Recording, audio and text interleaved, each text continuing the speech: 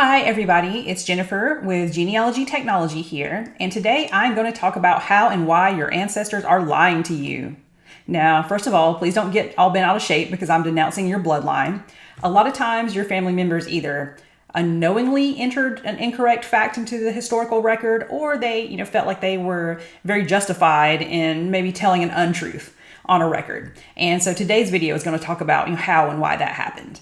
Now, this is going to be a two-part video. So in the first part, I am going to talk about why ancestors may lie or unknowingly not tell the truth. And I'm also going to talk to you about how to get started lie detecting in your own genealogy research. And then in the second part of this video, I'm just going to give lots and lots of examples about reasons why people might have lied. All right, so let's get started. One reason your ancestors may have lied or not told the truth in the historical record is because it was dangerous to tell the truth. So imagine if you were Jewish in Germany in 1938, or imagine if you were maybe about to get drafted and you had a reason why you couldn't be. What if you had a real mean husband or daddy that was looking for you, or wife or mama? What if you shared a name with a wanted criminal, or what if you were a wanted criminal? So if your ancestor was in danger, there are a lot of reasons why they might have maybe changed some information. Another reason was the social pressures and morals of the time. These days, it's not that frowned upon to have a child when you're not married. But back in the day, man, it really was. So that could be a reason people lie. Other moral reasons, maybe you had been married before and didn't want somebody to know that. Another reason people lied was to get some kind of really valuable benefit. So, for example, a pension or a bounty land warrant if you had served in a war, or if your ancestor had served in a war. So think about it, a pension for the rest of your life, or a big old tract of land out west somewhere, that could be pretty valuable. That's maybe worth fudging the truth a little bit for. Just remember, whenever there's a big pile of money on offer, people are going to try to get it. And last but not least, they just didn't know.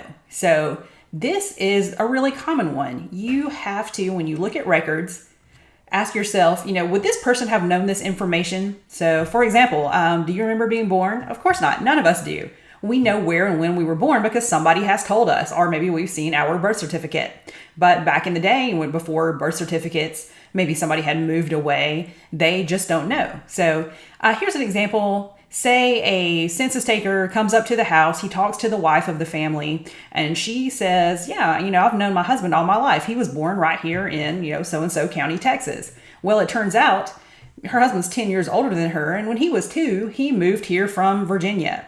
So she is incorrectly entering information in the historical record, and she does not even know that she's doing it.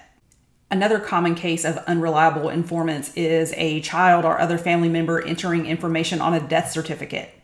Now, I love death certificates. They're really awesome, but you have to think about the informant. The youngest child of someone who is 80 years old, they may not know where their father was born or his mother's maiden name. They may not have ever met their grandmother. So again, when you're looking in records, just keep in mind that sometimes your informant may be unreliable. So before I get to all the examples of common sort of lies and untruths in your ancestors' records, I'm going to go ahead and talk about how you can get started lie detecting among the research that you have already compiled. First, compare multiple records. So, in a lot of cases, you may only have one record of an event. But if you can find more than one record, compare those records. And first of all, if they totally align, well, great. That's a good sign that they're correct. But if they don't align, you want to look at who the informant was on each record and why each record was created. For example, a record where the information was given directly by your ancestor is probably always going to be more reliable than information given by their child or their grandchild. Except for, on the other hand, maybe your ancestor had a reason to give incorrect information. So that's why you have to put your detective hat on and really evaluate the data. So I just touched on this, but think about why the record was created. If your ancestor is 16 and trying to go to war, well, maybe he's going to lie and say that he's 18 on his military enlistment, for example. Reimagine your data. This is something I love to do. So sometimes when you're just looking at your ancestor in your family tree software or online or something like that, you're not really seeing the full picture. So I recommend writing out your ancestor's life as a story, putting it in a timeline or something like that. And that way you can kind of see things that are missing or discrepancies. And last but not least, just put on your skeptic hat. So maybe for whatever reason, there's something your ancestor did not want people to know. or they have embellished the truth in the past and now they're trying not to get found out. I'm not saying look at each of your ancestors with suspicion. I mean, gosh, like you don't want to go through life like that. However, use a healthy dose of skepticism whenever you're looking at a record. If something seems too good to be true, well, it very well might be. That's why your ancestors may have lied in the historical record, and how to start looking into your own data to see if you can find any sort of lies or untruths. Next week's video is going to be examples and common reasons why people might have prevaricated a little bit when giving information.